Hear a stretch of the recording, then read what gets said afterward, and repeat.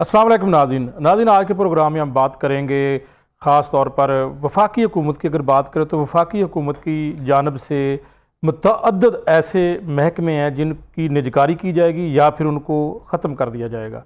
लेकिन चूँकि वफाकी हुकूमत की अगर बात करें तो वफाक में नून लीग की हुकूमत है, और अगर पंजाब की बात करें तो पंजाब में भी जो है इस वक्त नून लीग की हुकूमत है। और एक खबर सामने आ चुकी है कि तकरीबन 61 करोड़ के फ़ंड से पंजाब हुकूमत 80 से ज़ायद गाड़ियाँ जो है वो अपने पार्लियामेंट्री सेक्रेटरीज़, ब्यूरोक्रेसीज़ और सूबाई वज़रा के लिए ख़रीदने जा रही है। वफाक की पॉलिसी और पंजाब की पॉलिसी, इसमें देखना होगा कि क्या ये गाड़ियाँ वाकई ख़रीदने की ज़रूरत थी इस वक्त पाकिस्तान के या पंजाब के मुआशी हालात भी आपके सामने हैं। और इससे पहले मैं ये भी बता दूँ कि गुज़िश्ता बरस की अगर बात करें तो तकरीबन बड़े पैमाने पर पंजाब हुकूमत ने, जो भी हुकूमत थी उस वक्त भी बड़े पैमाने पर जो है वो ब्यूरोक्रेसी के लिए, कमिश्नर्स के लिए, मेंबर बोर्ड ऑफ रेवेन्यू के लिए, पुलिस के लिए बड़े पैमाने पर जो है वो गाड़ियाँ खरीदी गई हैं। तो आया ये गाड़ियाँ कहाँ जाती हैं? वाकया हकीकी तौर पर इन गाड़ियों की ज़रूरत है? आज इस टॉपिक पर बात करेंगे। सबसे पहले मैं तारफ़ करवा दूँ अपने पैनल का। अवैस अहमद भट्टी साहब, रहनुमा PTI, वेलकम कहते हैं अवैस साहब आपको प्रोग्राम में। और उसके साथ हमारे साथ मौजूद है दरीश शेख साहब, सीनियर सहाफ़ी हैं और नुमाइंदा लाहौर रंग भी हैं। उन्होंने ये स्टोरी ब्रेक की है और उनकी एक्सक्लूसिव स्टोरी है, इसके ऊपर उनसे सबसे पहले पूछेंगे। वेलकम शेख साहब आपको भी। और उसके साथ मौजूद हैं तज़ियाकार, सीनियर तज़ियाकार डॉक्टर सईद लाई साहब। सर आपको भी वेलकम कहते हैं प्रोग्राम में। शेख साहब बताइएगा कि क्या स्टोरी है? मियां साहब, ये गाड़ियों की ख़रीदारी है जो कि पंजाब हुकूमत की जानिब से छठी जो standing committee on finance and development जो जिसका इजलास हुआ, उसमें ये एडिशनल चीफ सेक्रेटरी पंजाब हैं अहमद रज़ा सरवर, उनकी जानिब से ये दरख्वास्त की गई है तमाम पर गाड़ियों की ख़रीदारी की। और उनकी जानिब से ये कहा गया कि ये जो नए पार्लिमानी सेक्रेटरी, क्योंकि वज़रा तो बहुत से महकमों के पंजाब हुकूमत की जानिब से ताहाल नामज़द नहीं किए गए, MPs को पार्लियामेंट्री सेक्रेटरी बनाया गया। और इस सिलसिले में मुख्तलिफ महकमों में जिनकी बीट मैं कवर करता हूँ, पार्लियामेंट्री सेक्रेटरीज़ को वो महकमे दिए गए हैं और ताहाल उनको कमरे नहीं मिले। कमरों की तज़ीन और राय चल रही है। पुराने कमरे जो थे या हाल ही में तामीर शुदा कमरे, उनको तोड़ा जा रहा है, नए कमरे उन्हीं के लिए बनाए जा रहे हैं, उनके लिए दफातर बनाए जा रही हैं, उसके ऊपर करोड़ों रुपये खर्च हो रहा है। अब उनके लिए ज़रूरत ही नहीं गाड़ियों की। तो जब गाड़ियों की ख़रीदारी होती है तो गाड़ियों की ख़रीदारी जब एक महकमे की तरफ से होती है तो दीगर महकमे भी उसमें आ जाते हैं। पार्लियामेंट्री सेक्रेटरीज़ जिनको तैनात किया गया था मुस्लिम लीग नून की हुकूमत की जानिब से, उनके लिए ये 61 करोड़ 24 लाख रुपए की लागत से ये तमाम तर गाड़ियाँ ख़रीदने के सिलसिले में मंजूरी दी गई है। ये मजमूई तौर पर 76 गाड़ियाँ खरीदी जा रही हैं और 76 की 76 ये तमाम गाड़ियाँ जो हैं ये सारी लग्जरी गाड़ियाँ हैं। और इसके साथ महंगी गाड़ियाँ, जी महंगी गाड़ियाँ हैं। उसके साथ साथ सर्विसेज एंड जनरल एडमिनिस्ट्रेशन जो हमारा SNGAD है, उसकी जानिब से भी इसी मामले में मज़ीद प्रोटोकॉल के लिए गाड़ियाँ मांगेगी। फिर सूबाई वज़रा, उनके लिए भी जो है नई गाड़ियां खरीदी जा रही हैं। और ये तमाम तर गाड़ियों की खरीदारी अपनी जगह। इसके साथ साथ 3 करोड़ रुपए का अलग से फंड भी मंजूर करवाया गया SCCFD की जानिब से, जो कि ये तमाम तर जो गाड़ियां हैं उनके ऊपर फाइबर का सारा स्ट्रक्चर लगाया जाएगा, उसके लिए मंजूर होगा। तो इस जैसे आपने पहले अभी आपने फरमाया कि इस सिलसिले में पंजाब हुकूमत की जानिब से गाड़ियाँ खरीदी जाती हैं और ख़रीदी जा रही हैं, हर साल में ये होता है। और ये गाड़ियाँ जाती कहाँ पर हैं? मियाँ साहब, आपने बड़ा अहम ये सवाल किया। आमतौर पर यह देखा गया कि पंजाब का कोई भी महकमा हो, उसके जो साबिक अफसरान होते हैं वो गाड़ियां ही साथ ले जाते हैं। अब बहुत से ऐसे महकमे हैं जहां पर जैसे हम बात करते हैं बोर्ड ऑफ रेवेन्यू पंजाब की, हम बात कर लेते हैं हेल्थ डिपार्टमेंट की, गाड़ियां घर ले जाते हैं साथ। जी, गाड़ियां एक कैसे लेके जा सकते हैं? ये तो सरकार की गाड़ियां हैं। मेरा सवाल, आप दुरुस्त फरमा रहे हैं, ये सरकार की मलकियत गाड़ियां होती है, लेकिन जब एक सेक्रेटरी साहब मौजूद होते हैं या मेंबर साहब मौजूद होते हैं, गाड़ी उनके पास मौजूद होती है, और जब उनको उस ओहदे से हटा दिया जाता है वो गाड़ी भी घर ले जाता है। और हर एक अफसर के घर में बिला मुबालगा 3-3, 4-4 सरकारी गाड़ियां मौजूद होती हैं। हर एक महकमे जो केयर टेकर्स हैं, आप वो बता दें कि उनकी मलकियत जो तमाम तर गाड़ियां हैं क्या उनके पास मौजूद हैं, उनके डिस्पोजल पे। इस सिलसिले में 2018 में एक सू मॉडल लिया गया था उस वक्त के जो चीफ जस्टिस पाकिस्तान थे, और ये तमाम तर लग्जरी गाड़ियां वापस ले ली गई थी। तमाम तर जो SNGAD के ट्रांसपोर्ट पोल पे वापस आ गई थी। और जब तक वो सो मोटो सुप्रीम कोर्ट में ज़ेर समात रहा, किसी भी अफसर को जुर्रत नहीं थी कि वो लग्जरी गाड़ी ले ले या गाड़ियां खरीद ले। और गाड़ियों की खरीदारी पर तो पाबंदी है, क्योंकि ऑस्टेरिटी कमेटी जो है वो इस सिलसिले में पूरा SOP जारी करता है। सिर्फ एम्बुलेंस की खरीदारी की इजाजत होती है, तलीमी इदारों के लिए बसेस की खरीदारी की जरूरत होती है। लेकिन अफसरान क्या करते हैं, एक तो इस तरह से गाड़ियां मंजूर करवा लेते हैं, दूसरा है कोई भी नया प्रोजेक्ट आता है, चाहे वो फॉरेस्ट डिपार्टमेंट हो, चाहे वो लेबर डिपार्टमेंट हो, मुख्तलिफ जो महकमे अपना ADP में जो एक नया प्रोजेक्ट लेकर आते हैं उसमें भी गाड़ियां खरीद लेते हैं। और यहां तक भी है महकमों की बात कि वो तरक्याती जो फंड्स होते हैं, जो जैसे 10 बिलियन सुनामी से मुतालिक एक मामला चल रहा है, 10 बिलियन सुनामी के जो फंड्स थे दरख्त लगाने वाले, उससे भी अफसरान ने गाड़ियां खरीद ली। आपकी खबर के मुताबिक इस वक्त जो पार्लियामेंट सेक्रेटरीज के पास सिर्फ 9 गाड़ियों की कमी थी, लेकिन वो 29 गाड़ियां खरीद रहे हैं, ये ठीक है? जी बिल्कुल, इसके ये बड़ी एक दिलचस्प बात है। ये standing committee on finance and development जिसको हेड किया मोहतरमा मरियम नवाज साहब ने, जो वज़ीर आला पंजाब हैं, और ये वाज़ेह तौर पर बताया गया इस स्टैंडिंग कमेटी को कि हमारे पास 29 गाड़ियां हमें चाहिए, 20 गाड़ियां हमारे पास मौजूद हैं, हमें कमी है 9 की। लेकिन साथ ये भी बताया गया कि 20 गाड़ियां और खरीद लीजिए, इजाफी तौर पर हमारे पास गाड़ियां पड़ी होंगी, किसी काम आ जाएंगी। यानी कि नेशनल एक्सचेकर को अवाम का जो टैक्स का पैसा है, वो बंदा जो कि माचिस खरीदते हुए भी टैक्स देता है, ये तो तमाम तर, अब किसी इल्ज़ाम ना हो जाए किसी के ऊपर कि ये तमाम तर जो है इल्ज़ाम नहीं लगाया जा सकता किसी पर ये टैक्स चोर है या नहीं है, लेकिन एक आम बंदा वो टैक्स भी देता है और उसके टैक्स की रकम से ये इजाफी गाड़ियां पहले जिनकी जरूरत ही नहीं। मैं डॉक्टर सईद अलाई साहब की जानब जाता हूँ। डॉक्टर साहब बताइएगा कि एक तरफ पंजाब हुकूमत की किफ़ायत जारी मुहिम और दूसरी जानब अभी आपने सामने ये खबर, ये अदरीश शेख साहब ने ब्रेक की, उसके बाद तमाम इलेक्ट्रॉनिक मीडिया एवं अंग्रेज़ी अखबारात में भी छप चुकी है, तो आप क्या समझते हैं कि क्या हमें ज़रूरत थी इतनी गाड़ियों की? अच्छा, मैं इन्होंने बड़ी तफसीलन बात की है हमारे दोस्त ने, तो मैं 3 बातें कहना चाहूँगा। एक तो ये कि दुनिया के जितने तरक्की याफ्ता ममालिक हैं, बरतानिया, अमेरिका, यूरोप, वहाँ पे सरकारी महकमों के पास गाड़ियाँ नहीं होती। यानी अगर आप यूके में जाएंगे तो वहाँ महकमों के पास 7 या 8 गाड़ियाँ होंगी।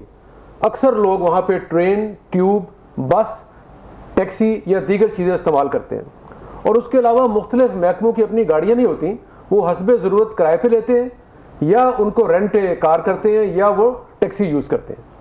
हमारे यहाँ आप ये देखें कि गरीब मुल्क होने के बावजूद और कई सालों से इस तरह की रिपोर्टें सामने आने के बावजूद भी ये जो सिलसिला है पैसे के ज़िया का, ये जारी है।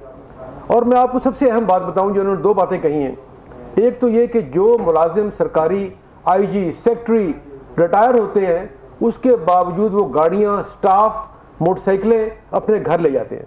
यानी एक एक आदमी के पास 5-5 गाड़ियां, 5-5 मुलाजिम मौजूद हैं।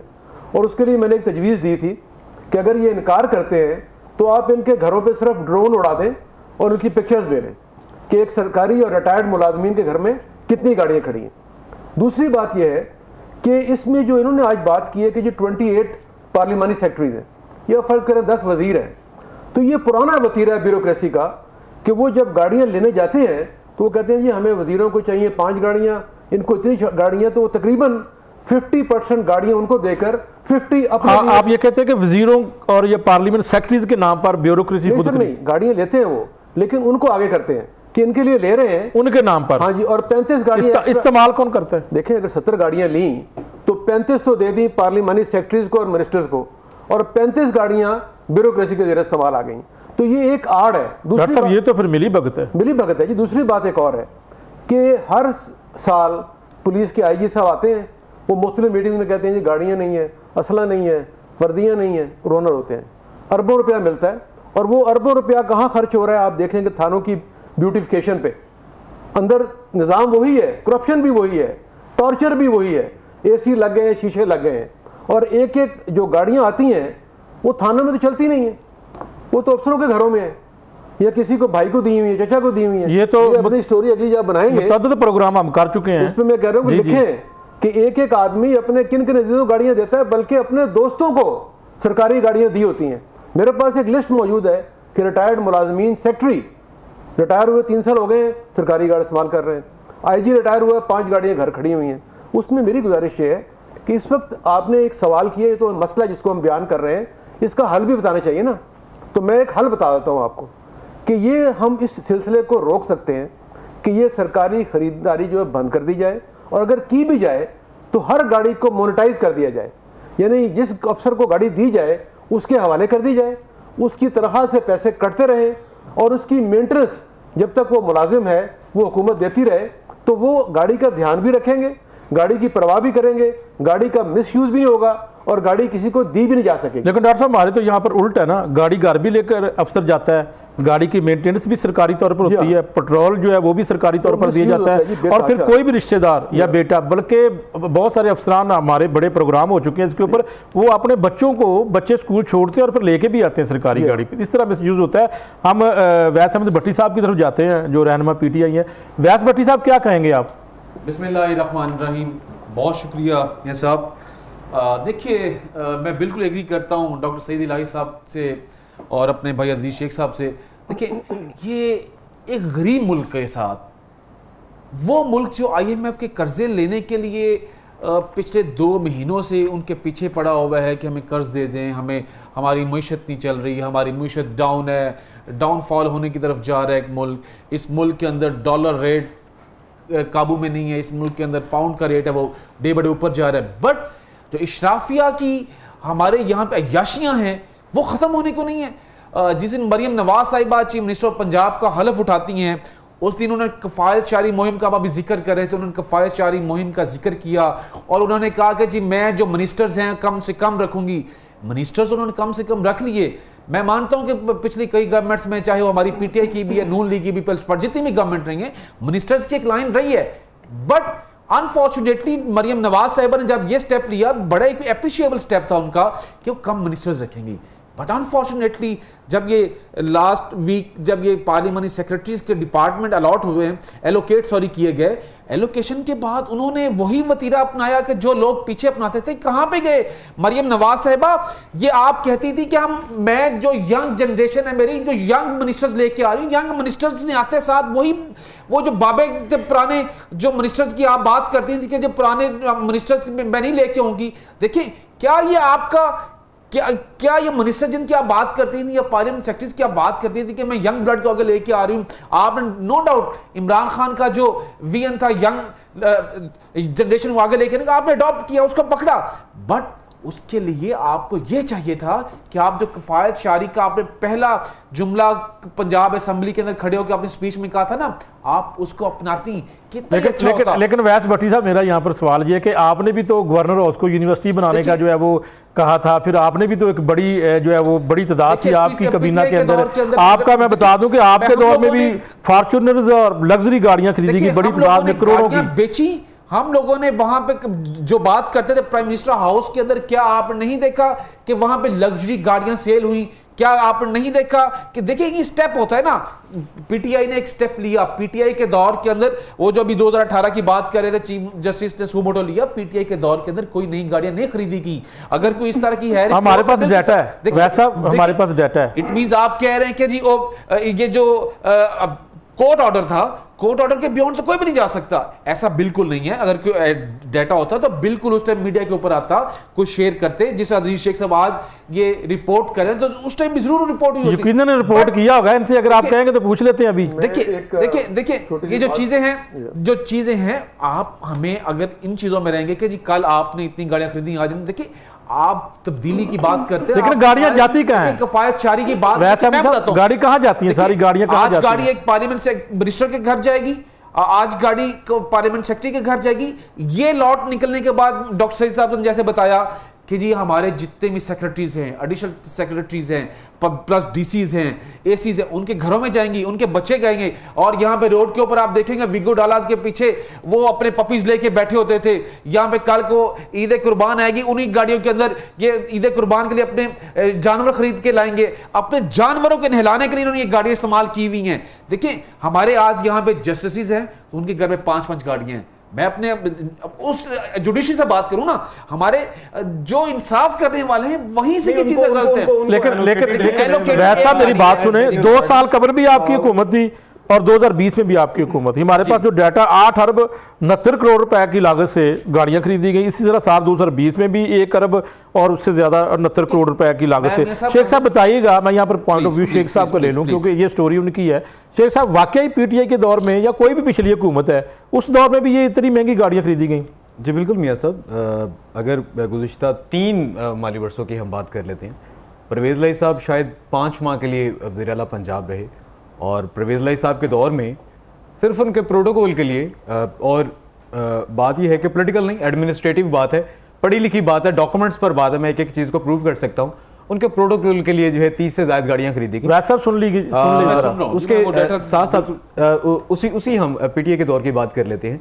तो ये जो गाड़ियों की खरीदारी है, इसका सिलसिला कभी भी बंद नहीं हुआ। शायद इंतहाई इज्जत से अर्ज करता हूं कि शायद सियासतदान इस पूरे मामले में बदनाम है। डॉक्टर सईद इलाही साहब ने जो बातें की वो 100% ऐसी हैं, उन्होंने सारी बातें डिटेल में बताई हैं। एक बात, वो चूंकि मामला आगे आ गया हमारे पास, लेकिन गाड़ियों की एक बात के साथ डॉक्टर सईद इलाही साहब ने बताया कि ये मिली भगत होती है ना, वो ये तो नहीं हो कि आप कह सकते कि सियासतदान बिल्कुल। चाहूँगा, मेरे दोस्त ने बात की है, जो अभी पहले दोस्त हमारे दूसरे ने की, पीटीआई के हमारे रहनुमा है, कि देखें उस वक्त एक बड़ा हमाकत का फैसला किया गया कि एक बड़ी बड़ी मर्सिडीज गाड़ियाँ अच्छी हालत में बेच दी गई, बहुत सस्ती, और उसके 3 पीटीआई के दौर की बात कर रहा हूँ, प्राइम मिनिस्टर हाउस की गाड़ियाँ थी जो वेल मेंटेन्ड थी, मर्सिडीज, BMW, वो सारी बेच दी गई, और बेचने के 3 महीने के बाद उससे 100 गुना ज़्यादा कीमत पे नई गाड़ियाँ ले ली गई। तो फिर फायदा क्या हुआ? मैं यही जो मेरे भाई कह रहे हैं, ये हर हुकूमत का वतीरा है 2 तरह से। एक तो ये कि हर आदमी जो गाड़ी खरीदता है वो कहता है जी मुझे लेने दें, बाकी किसी को लेकर न दें। फिर जब ब्लैकमेलिंग का वक्त आता है, जो मेरे दोस्त ने बात की कि जी वजीर कम है, अब पार्लियामेंट्री सेक्रेटरी बनाने पड़े क्योंकि लोगों में बेचैनी थी। अब जब पार्लियामेंट्री सेक्रेटरी बने, उन्होंने कहा जी दफ्तर दें, गाड़ी दें, क्योंकि इख्तियार तो उनके पास है नहीं है। देखिए पंजाब के अंदर इख्तियारात नहीं है, जो रूल्स ऑफ बिजनेस हैं उसमें मिनिस्टर के पास भी कोई इख्तियार नहीं होता, वफाकी हुकूमत के वजीर के पास इख्तियार होते हैं। तो यहाँ पे तमाम इख्तियारात जो मुर्तकिज़ हो जाते हैं CM हाउस के अंदर, वहाँ पे सेक्रेटरी, एडिशनल सेक्रेटरी वो फैसले करते हैं, और जो सियासी लोग हैं उनको बहलाने के लिए, उनको दिल फरेब दूर दूर से चीज़ें दिखाने के लिए गाड़ी, दफ्तर, स्टाफ और चंद एक को सिक्योरिटी गार्ड भी दे दिए जाते हैं ताकि वो खुश हो जाए। क्योंकि अक्सर का ताल्लुक दही इलाकों से होता है, तो दही इलाके में गाड़ी हो, सबज नंबर प्लेट लगी हो, हूटर बजा हो, कोई 2 सिपाही साथ बैठे हो, एक बंदूक पकड़ी हो, लेकिन डॉक्टर साहब ये तो टैक्स का पैसा ना। सर मैं तो ये कह रहा हूँ कि अफसोसनाक है कि इस वक्त ये मुल्क जो है वो बहरान से गुजर रहा है। इस वक्त कोई नई गाड़ी, AC, दफ्तर, ब्यूटिफिकेशन नहीं करनी चाहिए। बल्कि सबसे अफसोसनाक बात यह है कि अस्पतालों में 2 साल से ब्यूटिफिकेशन और रेनोवेशन हो रही है पंजाब के 100 अस्पतालों में, ये बताएंगे आपके रिपोर्टर साहब, और वो 15-20 बिलियन से शुरू होकर 70-80 बिलियन पे पहुंच गया है। शुरू किया था हमारे साहबका CM साहब ने, आज 2 साल हो गए हैं वो काम रुका हुआ है, और अस्पतालों में जो ऑपरेशनल फैसिलिटी है दैट इज ओनली 25 to 30%, और गरीब आदमी गेट पे खड़ा हुआ है, कुर्सियों पे बैठा हुआ है, जलीलो ख्वार हो रहा है। और ये अस्पतालों की तज़यीन व आराइश मुकम्मल नहीं हो रही।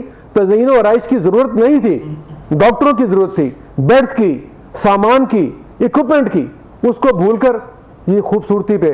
लेकिन डॉक्टर साहब वो जो तज़यीन व आराइश की गई है उसमें भी आहिस्ता आहिस्ता वो टूट फूट का शिकार हो चुकी है। लेकिन उसकी ज़रूरत नहीं थी ना। देखें आप मुझे बताएं कि थाने में अगर एक कमरा है रीजनेबल, AC लगा हुआ है, कुर्सी मेज़ी पड़ी हुई है तो काफ़ी है, वहाँ पे शीशे और रश पश मेज़। मैं गया एक थाने में तो कहने के ये हमने 7 लाख का मेज़ लिया, 3 लाख की कुर्सियाँ ली हैं। ओ भाई ये कौन सा मुल्क है? लेकिन डॉक्टर साहब वो क्रेडिट लेते हैं कि हमने स्टेट ऑफ द आर्ट अस्पताल बना दिए हैं। अगर कोई पेशेंट किसी भी प्राइवेट अस्पताल में जाता है तो वहाँ पर बड़ा अच्छा माहौल होता है। हमने सरकार के प्राइवेट अस्पताल की तरह बना दिया। भेज दें, इनको अस्पताल भेज दें, जाके लाहौर के 10 बड़े अस्पतालों में चले जाएं, जनरल अस्पताल से लेकर लेडी एचसन तक, किसी जगह वो आलमी म्यार तो छोड़ें, पाकिस्तानी प्राइवेट म्यार का कोई अस्पताल बना हो, वहाँ लोगों की दाद फरियाद हो रही हो, उनका इलाज हो रहा हो, बुरी हालत है। ये गरीब लोग मजबूर होकर प्राइवेट अस्पतालों में जा रहे हैं और वहाँ पे वो बेचारे इलाज करने का। लेकिन डॉक्टर साहब ये पुराने PTI की दौर की अगर बात करें, वैसा मतलब भट्टी साहब से मैं पूछ लेता हूँ, सारे वो पोस्टमार्टम सरकारी अस्पतालों का आपने खुद किया हुआ है, तमाम अस्पताल आपने खुद विजिट करके सारा कुछ रेनोवेशन के नाम के ऊपर इसकी थर्ड पार्टी ऑडिट होना चाहिए। वैसे सर ये ऑडिट देखें, बात सुने, ये ऑडिट होना चाहिए और उसका जो बात कर रहे हैं ना का हिसाब होना चाहिए। अब असल में जमाना आ गया कि रिवाज बदल गया। अब देखें आप प्रोग्राम कर रहे हैं, उसके बजाय एक 10 सेकंड की टिकटॉक जो है वो मिलियंस पे पहुंच जाती है। ये असल में जो एक जमाना आ गया ना, यही काम अब अस्पतालों में, सरकारी नया जमाना, नया दौर, मैं यही कह रहा हूँ कि भाई ब्यूटिफिकेशन हो रही है, बिल्कुल मरीज का कोई ख्याल नहीं हो रहा, लेकिन वैसे तो भट्टी साहब आपके दौर में भी पंजाब में कोई तब्दीली नहीं आ सकी, तो भाई हुई है। अस्पतालों के अंदर अस्पतालों का बेड़ा गर्क हुआ है। सबसे बड़ा हेल्थ कार्ड, उसमें तो इक्वालिटी की बात थी जी, हम लोग इक्वालिटी के ऊपर हमारी जो गवर्नमेंट थी, हेल्थ कार्ड के ऊपर भी हेल्थ कार्ड करप्शन आ चुकी है। मैं मानता हूं इस चीज को, मैं मानता हूं मैं मानता हूं कि इसमें बड़ी करप्शन हुई, बड़ा लोगों ने, हॉस्पिटल्स ने इसके ऊपर बिल्कुल चेक तो आपके हुक्मरानों ने करना था ना उस वक्त के आपके, बिल्कुल अगर नहीं हुआ तो गलती है उस वक्त के आपके वसीम अकरम प्लस जो थे उन्होंने क्या किया, वसीम अकरम प्लस ने बिल्कुल एक अच्छा काम ये किया था कि हॉस्पिटल्स को, क्या पूरे पंजाब के अंदर 10 लाख आपकी जेब में था और लोग खुशहाल थे, उसका हम लोगों ने रिजल्ट दिया है, लोगों ने हमें वोट दिया है। 8 फरवरी को हमें वोट इस चीज का मिला है कि हम देखिए हमारे पास सबसे ज्यादा जो क्रेडिट था, अगर आप पीटीआई गवर्नमेंट से पहले की बात करें तो परवेज इलाही साहब की अगर कभी बात करते हैं ना लोग, आज भी कहते हैं यार रेस्क्यू 1112 बहुत अच्छा काम था, लोग आज भी बात करते हैं यार वो, लेकिन जो वो उस वक्त पीटीआई में नहीं थे, वो उनका मंसूबा है, पीटीआई के क्रेडिट क्यों लेती है, मैं क्रेडिट पे नहीं बात कर रहा, मैं परवेज इलाही के नाम की बात कर रहा हूं कि लोग कहते हैं कि जी क्यू लीग के दौर में रेस्क्यू 1112 और ये जो ट्रैफिक सिस्टम आया, आज इसी तरह लोग बाद में पीटीआई का जब दौर आया, लोग कहते हैं कि जी जितना अच्छा हेल्थ सेक्टर में काम पीटीआई ने ये किया, देखिए आज लोग क्यों याद करते हैं उस वसीम। वैसे तो भट्टी साहब मैं आपको बता दूं, वो जो आप बात कर रहे हैं ना कितना अच्छा काम किया आपकी हुकूमत ने, आपके उस दौर के महकमा सेहत पंजाब ने आपके सरकारी अस्पतालों का बजट उठाकर सारा हेल्थ कार्ड को दे दिया। देखिए आप जब बात हम लोग करते हैं, अब हम ये बात करते हैं कि जी हॉस्पिटल्स के अंदर जब हम जाते हैं, हॉस्पिटल्स के अंदर देखिए आज ये जनरल हॉस्पिटल, सब्जी हॉस्पिटल चले जाए कितना रश है, आप लोग खुद कहते हैं, लेकिन हमने अरबों रुपए के जी अस्पताल नहीं हमने बंद तो नहीं कर देने। प्राइवेट हॉस्पिटल के अंदर आपका एक गरीब आदमी को अप्रोच थी, ये तो नहीं है कि एक गरीब आदमी डीजी खान से उठता है तो वो फारूक हॉस्पिटल या डॉक्टर्स हॉस्पिटल लाहौर नहीं जा सकता। वैसे मतलब आपका वो अच्छा मनसूबा था, मैं ये नहीं कह रहा, मेरा सवाल ये है कि आपने सारा कट लगा के अस्पतालों के बजट का वो हेल्थ कार्ड को दे दिया और हेल्थ कार्ड के अंदर सारी डिजीज का इलाज नहीं था, मेडिसिन थी, इवन की कैंसर और ऑन्कोलॉजी डिपार्टमेंट की कैंसर की मेडिसिन थी, वो सारी हॉस्पिटल बंद कर दी थी। ठीक है, अगर किसी जगह कैंसर की अद्वियात तो आपने बंद कर दी थी, आप बिल्कुल मुझे याद है वैसे भाई कैंसर की अद्वियात तो आपके दौरे याद है बंद हुई थी, और मरीज सरापा एहतजाज जब आपकी जेब में 10 लाख रुपए का हेल्थ कार्ड डाल दिया गया, आपकी मेरी जेब में तो हर बंदा जाके अपने आईडी कार्ड के ऊपर वो देख के अपना इलाज करवा सकता था। देखिए उसके लिए फिर स्पेशल जो हॉस्पिटल्स हैं गवर्नमेंट हॉस्पिटल में फैसिलिटेट किया जा रहा था, बट साथ ही साथ आपके दौरे हुकूमत में कैंसर मरीजों की अद्वियात बंद की गई कि नहीं? देखिए उनकी जेब में 10 लाख रुपए का, और वैसे भट्टी साहब लोग आपको सुन रहे हैं, आप रियलिटी के ऊपर बात करें। मैं अगर हुआ है तो देखिए, मैं ये भी तो देखे ना साथ, उनकी जेब में 10 लाख रुपए डाल दिया गया था कि आप जाके अपना इलाज करवाएं, आप अपने जो डोर स्टेप के ऊपर आपका बेहतरीन हॉस्पिटल, अगर आप गवर्नमेंट हॉस्पिटल या स्कूल की गवर्नमेंट हॉस्पिटल नहीं जा सकते, आपके मैं डॉक्टर सईद इलाही साहब ने इसका हेल्थ कार्ड बहुत आप समझते हैं कैसा प्रोजेक्ट था? अच्छा प्रोजेक्ट था, लेकिन मेरे भाई ने 2-3 बातें की हैं जो मैं तस्हीह कर दूं।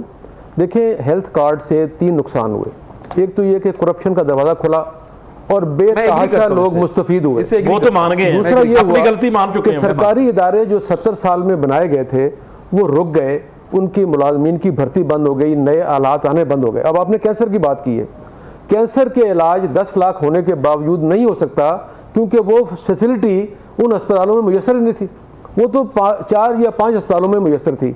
अब जो ये मेरे दोस्त बात कर रहे हैं कि प्राइवेट अस्पताल लाहौर के अगर 100 हैं तो गिन के 2 या 1 हैं जहाँ पे कैंसर का इलाज की सहूलत मौजूद है, उसके अलावा 10 लाख भी लेके फिरें आप तो ना बेड था, ना डॉक्टर था, ना इलाज था, ना कीमोथेरेपी थी।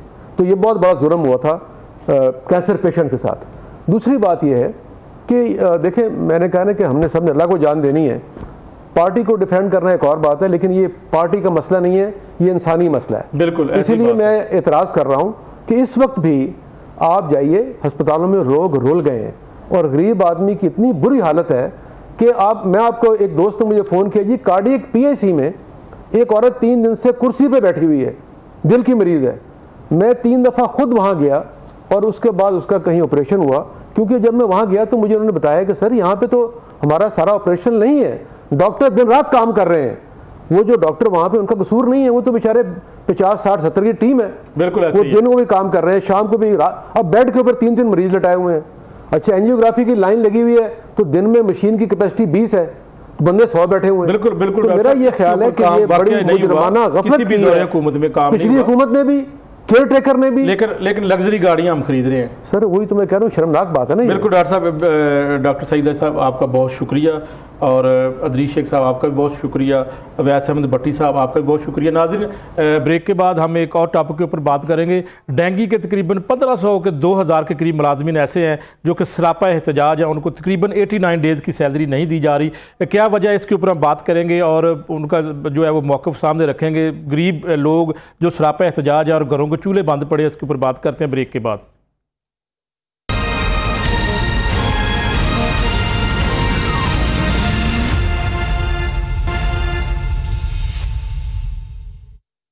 वेलकम नाज़रीन, इस वक्त मौजूदा सूरत हाल जो है वो डेंगी की है और डेंगी के केसेस में बतदरीज इजाफा होता जा रहा है। और साथ अगर बात करें तो आज जो डेंगी वर्कर्स हैं इंतहाई कम तनख्वाह पर इनको तैनात किया जाता है, लेकिन आज वो सरापा एहतजाज रहे। उन्होंने जो है वो CO हेल्थ लाहौर के बाहर जो है वो धरना भी दिया। क्यों? इनका मुतालबा यही था कि इनको तनख्वाह जो है वो अदा नहीं की जा रही। क्या वजह है कि एक तरफ तो हम डेंगी मुहिम चला रहे हैं और डेंगी को ख़त्म करने के लिए कोशिश हैं और लार्वा तलफ करने के लिए कोशिश कर रहे हैं, लेकिन यही जो है वो डेंगी वर्कर इस मुहिम के लिए काम करते हैं, लेकिन जब इनको तनख्वाह टाइम पर नहीं दी जाएगी तो फिर ये कैसे काम करेंगे। मेरे साथ मौजूद हैं लाहौर रंग के हेल्थ रिपोर्टर मोहसिन अलवी। कैसे हैं आप? मोहसिन अलवी साहब हमारे साथ मौजूद हैं। क्या वजह क्या है कि ये सारा मामला इस वक्त डेंगी वर्कर सरापा एहतजाज क्यों है? मेरे साहब, एक तो आपने डेंगी की सूरत हाल की बात की, तो डेंगी के केसेस जो बड़ी स्पीड के साथ उसमें इजाफा हो रहा है और हर आने वाले दिन में पिछले दिन की निस्बत ज़्यादा केसेस सामने आ रहे हैं। यानी अगर आज की हम बात कर लें तो 90 से ज़ायद केसेस जो है वो तस्दीक शुदा है सरकारी अदाद-ओ-शुमार के मुताबिक, और बहुत सारे ऐसे केसेस हैं जो रिपोर्ट नहीं होते, जैसे कि निजी क्लिनिक से, लेबॉर्ट्री से लोग टेस्ट करवाते हैं, वो इसमें शामिल नहीं है। अगर उनको शामिल करें तो तादाद जो है बहुत ज़्यादा बढ़ जाएगी। एक हफ्ते के दौरान 650 के करीब केसेस सामने आ चुके हैं और 1700 से ज़ायद केसेस इस एक साल के दौरान सरकारी अदाद-ओ-शुमार है। मेरे नज़दीक ये पिछले साल से ज़ायद है, और अगर आप इसमें उन लोगों को शामिल करें जो रिपोर्ट नहीं होते हैं तो ये तादाद बहुत ज़्यादा बढ़ जाएगी। तो जब ये तो अलार्मिंग सिचुएशन पैदा हो चुकी है, अलार्मिंग सिचुएशन। तो जब ये सुनेरियो है और आपको बहुत ज़्यादा ज़रूरत है डेंगी मुलाजमीन की कि आप उनके खिलाफ, उनको साथ लेके डेंगी के खिलाफ जो है वो एक मुहिम चलाएं, कैंपेन चलाएं, आगाही के लिए, उसके तदारुक के लिए, घर घर डोर डोर जाके जिस तरह के मियाँ शहबाज शरीफ पहले चलाते रहे। तो इसमें सूरत हाल ये, जैसे भी आपने कहा कि डेंगी के मुलाजमीन जो मुसलसल एहतजाज कर रहे हैं, कितने हैं ये मुख्तलिफ टाउन्स के अंदर, हर टाउन के डेंगी मुलाजमीन अभी भी सरापा एहतजाज हैं, उनको उनकी तनख्वाहें नहीं दी गई हैं। क्या वजह है? कहीं 6 माह की मियाँ साहब तनख्वाहें नहीं दी गई, किसी को 3 माह काम करते हैं, वैसे काम किए।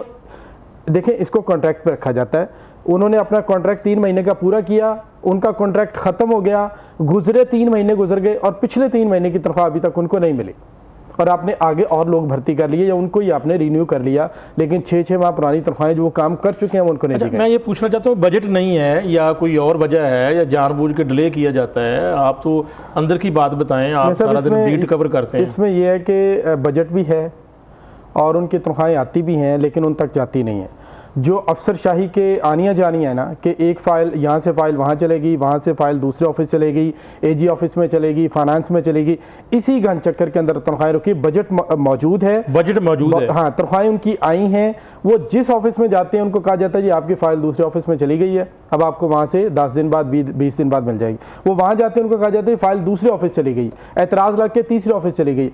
बजट होने के बावजूद ये ऑफिस टू ऑफिस के जो चक्कर है ना, उस चक्कर में उनकी तनख्वाहें अभी तक जो है नहीं दी जा रही। और आज जो लोग एहतजाज ये डिलेइंग टैक्टिक्स जानबूझकर किए जाते हैं या फिर ये सिस्टम ही ऐसा है? इसमें मेरे साहब अंदर की अगर आप बात देखें तो इसमें इन डेंगी मुलाजमीन के नाम के ऊपर भी पैसा कमाया जाता है। यानी जितने आपने लोगों की तनख्वाहें रिलीज करवाई हैं, जितना डेटा आगे भेजा था, उतने लोग तो कई दफ़ा इंक्वायरियाँ हो चुकी हैं, कई दफ़ा इसके इंक्वायरियों के बाद मामला पीडी एक्ट भी लगे हैं, लेकिन होता कुछ नहीं होता। एक साबिक CO साहब जो यहाँ से चले गए हैं किसी और जगह पर, उनके ऊपर भी इंक्वायरी लगी हुई थी, उन्होंने फ़ोन के ऊपर इंक्वायरी जो है भुगता दी और वो उनको आने की भी जहमत गवारा नहीं की। और इसका मतलब इंक्वायरी ना लगाएं। अगर आपने फ़ोन के ऊपर इंक्वायरी करनी है तो फिर इंक्वायरी ना लगाई जाए। कम से कम जो एम्बेजलमेंट हुई या नहीं हुई, कम से कम जो इल्ज़ाम लगा है उसकी तहकीकात तो होनी चाहिए। मेरा ख्याल है इंक्वायरी इसलिए लगाते हैं कि उनको क्लीन कर देते हैं कि आपने पैसे भी खा लिए, अब आपको कल को पूछे तो आपने कहना जी इंक्वायरी हुई थी, मैं तो उसमें क्लियर हो गया था। तो वो जो मुलाजिम है वहीं पे रह जाते हैं। 1300 से ज़्यादा मुलाजिम है जो आज क्लेम कर रहे थे कि उनकी सैलरी जानी है। 1300 से, हाँ जी। दातागंज बख्श टाउन के मुलाजिम अलग हैं, कैंट टाउन के अलग हैं, वाघा के अलग हैं, शालीमार के अलग हैं। एक डेंगी वर्कर की कितनी तनख्वाह है? 20 से 25 हज़ार। तो आप मुझे बताएं कि ये बेचारे 3-3 माह से 6-6 माह से आप बता रहे हैं उनको नहीं मिली, मुख्तलिफ टाउन्स के अंदर ये पेंडिंग सैलरीज हैं, तो ये कैसे गुजर बसर करते हैं? इस दौरान में उन्होंने इतना तो बिजली का बिल आ जाता है काम बंदे का। इस दौरान में उन्होंने जो काम किया वो पेट्रोल भी अपने पल्ले से लगाते रहे, यानी उनको अगर आपने कोई इंसेंटिव देने हैं, आपने उनसे कोई वादा किया है तो वो भी जब देने हैं तब देने हैं। जब बेसिक सैलरी नहीं आई तो बाकी चीज़ें कैसे आएंगी? तो वो ना सिर्फ उनकी सैलरीज नहीं आई बल्कि वो पैसे पल्ले से लगा के, अब देखिए उसमें बड़ी तादाद खवातीन वर्कर, जो अलार्मिंग सिचुएशन है।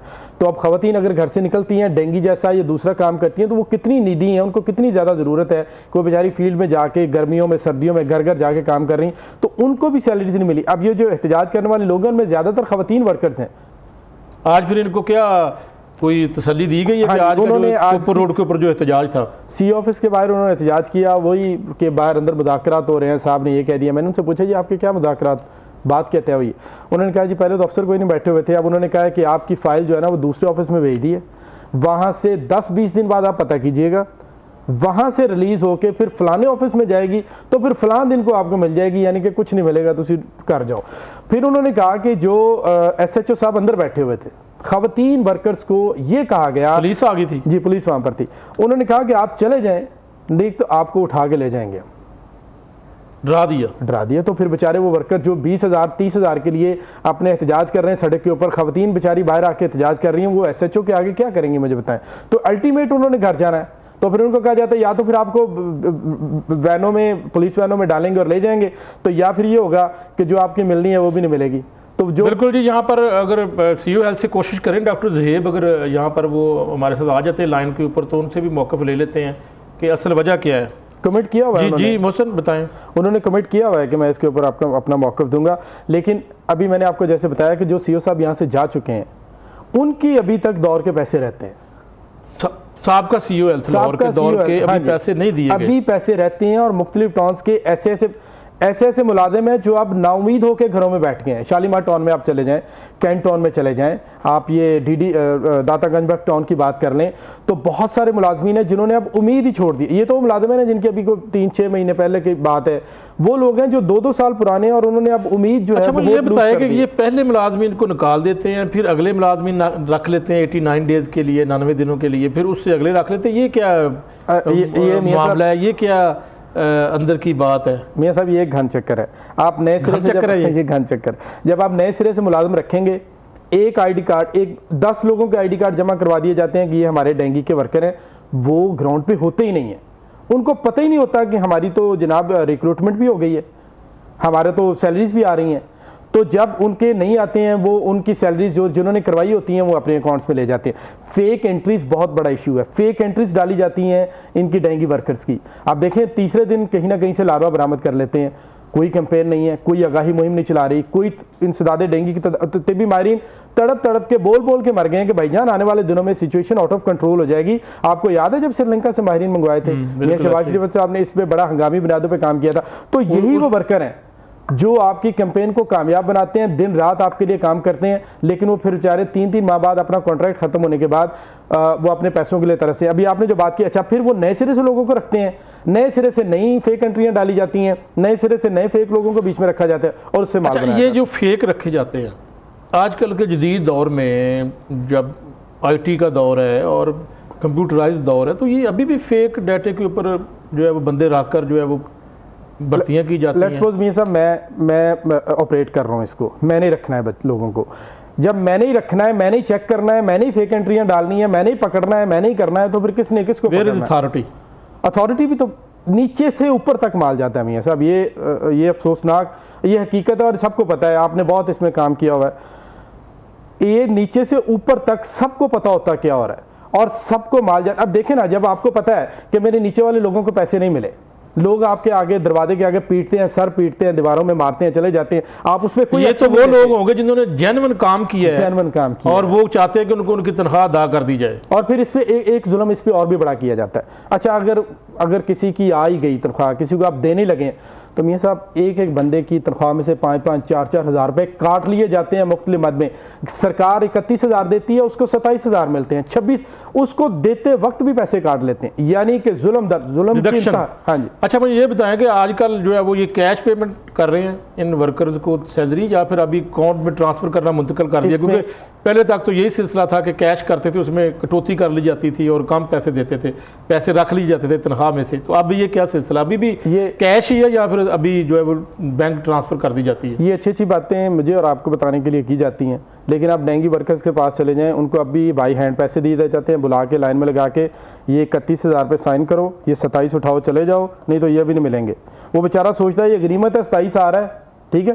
वो फिर कहते हैं कि हमारा तो बैंक अकाउंट में आना था, हमें तो आपने बैंक में देने थे, हमें तो आपने जो कंप्यूटराइज हो गया सिस्टम उसमें देने। अच्छा तू नहीं लाने, तू फिर बाहर चल।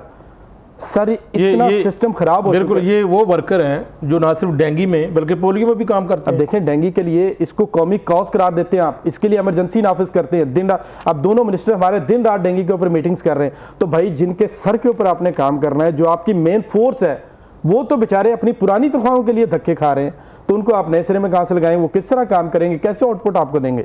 अच्छा इसमें आपने आज जो कवर किया है तो कोई ऑफिशियल से बात हुई है CUHL लाहौर से या फिर DHO से बात हुई है कि क्या वजह क्या है, क्यों इनको आप पेंडिंग कर रहे हैं? क्या इसमें कौन सी चीज़ आड़े आ रही है कि इनको तनख्वाह की अदायगी नहीं हो रही? आज हमारी बात हुई थी CUHL लाहौर से, उन्होंने कमेंट भी किया था कि मैं प्रोग्राम में आऊँगा और अपना मौक़िफ़ दूंगा। तो मैंने कहा जी हमारा प्लेटफॉर्म हाजिर है, वन साइडेड तो बात नहीं करते, तो आप आएँ, आप बताएं कि ये जो लोग इल्ज़ाम लगा रहे हैं उसमें कोई हकीकत है या नहीं है। उन्होंने कमिट किया कि मैं आऊँगा। उन्होंने ये कहा जी हम तो दे रहे हैं, फलानी जगह पे चली गई फाइल, फलानी पे। आप जिस भी अफसर से पूछ लें, DHO से पूछ लें, नीचे DDHO से पूछ लें, ये सारा सीन जो है ना वो DDHO लेवल से शुरू होता है। उसके नीचे जो इनके जो डेंगी वर्कर्स के ऊपर सुपरवाइजर्स हैं उनसे शुरू होता है और वहीं पे सारा माल बनाया जाता है। और डेफिनेटली जब आपको अफसर्स को पता है, अफसरान को, कि ये आ रहे हैं, इनको नहीं मिले, तो वो उस पर कुछ नहीं कर रहे, तो इसका मतलब है कि आपने नाज़रीन हमने मुसलसल हम कोशिश कर रहे हैं कि डॉक्टर ज़ुहैब जो CUHL लाहौर है उन्होंने हमारे साथ कमिटमेंट की थी कि वो अपना मौक़िफ़ देंगे, लेकिन मुसलसल जो है वो कॉल करने के बावजूद ऑनलाइन नहीं आ रहे। इसका मतलब यही है कि उनको खौफ है, अगर वो सच्चे हैं और वाकई ये कोई ऐसा मामला नहीं है तो अपना मौक़िफ़ दें, कम से कम पता लगे कि जी डेंगी वर्कर्स की तनख्वाहें क्यों रोकी गई हैं, क्या इसके अंदर मामला है। और इससे पहले भी मैं भी मुतअद्दिद बार जब यही बीट मैं भी करता रहूँ, इस मामले के ऊपर मुतअद्दिद बार मैंने बड़े पैमाने पर जो गपले सामने ला चुका हूँ कि ये जो लोग पैसे खाते हैं। अब मौजूदा CUHL साहब डॉक्टर ज़ुहैब साहब उनको जो है वो अपना मौक़िफ़ देना चाहिए अगर वो ईमानदार। जी बिल्कुल अभी लाइन पर आए हैं। डॉक्टर साहब बताइएगा कि डेंगी वर्कर्स की जो सैलरी है ये क्यों रुकी है? जी अस्सलाम वालेकुम। वालेकुम सलाम जी, वालेकुम सलाम। अच्छा जी मैं पहले ज़रा क्लियर कर दूं, ये सैलरी नहीं है और ये डेंगी वर्कर नहीं थे। ये इन लोगों ने हमारे साथ पिछले साल 2023 में डेंगी के दौरान कॉन्टीजेंट पेड स्टाफ के तौर पे 89 डेज के लिए काम किया था। उनको डेंगी मुलाजिम, ठीक है जी, ठीक है, 89 डेज के लिए उनको रखा गया था, डेंगी के काम के लिए रखा गया था। तो कुछ टेक्निकल शुरुआत के बाद जो मुझसे पहले यहाँ पे अफसरान थे वो उसको टाइमली सैलरी डिस्पर्स नहीं कर सके। उसमें कोई फाइनेंस डिपार्टमेंट और PITB के कोई हर्डल्स थे। लेकिन डॉक्टर साहब आप मुझे ये बताएं कि आप कह रहे हैं डेंगी वर्कर नहीं है, लेकिन आप साथ ये भी कह रहे हैं कि डेंगी के काम के लिए इनको रखा गया था। ये तो 89 डेज के लिए प्रीवियस प्रैक्टिस है। मैं इसलिए क्लियर करना चाह रहा हूँ, दो डिफरेंट, एक हमारा डेंगी का अपना health staff permanent regular staff है, ठीक है। हाँ ये वो नहीं थे, ये डेली वेजेस वाले हैं। जी जी जी, ये कॉन्टीजेंट पेड स्टाफ हमने रखा था और इन्होंने भी अच्छा, इनमें से चंद लोगों ने बड़ा अच्छा काम किया था अपने टाइम के ऊपर। लेकिन डॉक्टर साहब फिर उनको सैलरी दे दें अगर कोई क्या मसला है, या इनकी बनती नहीं है या ये जाली वर्कर्स हैं? इसमें देखिए जी, जिन की मैंने आके अपनी ज्वाइनिंग के बाद ये बच्चे मेरे पास आए थे तो सेक्रेटरी साहबा की डायरेक्शन की और DC साहब की कि इनका मसले पे फौरन हम हल करें। ठीक है। तो ट्रांसपेरेंसी को मद्देनजर रखते हुए हमने सारी वर्किंग की पूरी, मैंने टीमों से एक कमेटी बनाई, कमेटी ने रिकमेंडेशन अपनी दे दी है। जो इसमें ऑन मेरिट एलिजिबल लोग थे जिन्होंने एक्चुअल में काम किया है, ठीक है, उन सब की हमने लिस्ट बना के PITB को भिजवा दी हुई पिछले एक हफ्ते से, कि वेरीफाई करके दें कि वाकई डेंगी के दिनों में इन्होंने एक्टिविटी परफॉर्म की है डेंगी की या नहीं की, क्योंकि ये इनकी रिक्रूटमेंट पॉलिसी का मेन शिक थी कि उसी को तनख्वाह दी जाएगी जो एक्टिविटी करेगा। लेकिन डॉक्टर साहब इसमें सवाल मेरा ये है कि ये वो लोग हैं बेचारे, इनके पास एक्टिविटी करने के लिए ना तो महकमे की जानब से इनको इंटरनेट दिया गया, ना इनके पास मोबाइल है, और ये फिर इतनी तनख्वाह भी इनको नहीं दी जाती, तो फिर ये कैसे अपने। आपको क्लियर करता चलूं कि जब इश्तिहार दिया गया था, उस इश्तिहार में वाज़ेह तौर पर लिखा गया था कि वही बंदा अप्लाई करे और वही बंदा नौकरी के लिए एलिजिबल होगा जिसके पास अपना मोबाइल होगा, ठीक है, की एक्टिविटी करेगा। ठीक है, ठीक है आपका। अच्छा आप बता दीजिएगा कि जो वेरीफाई होने के बाद डाटा आता है तो कब तक ये जो मुलाजमीन अगर जिन्होंने जेन्युइन काम किया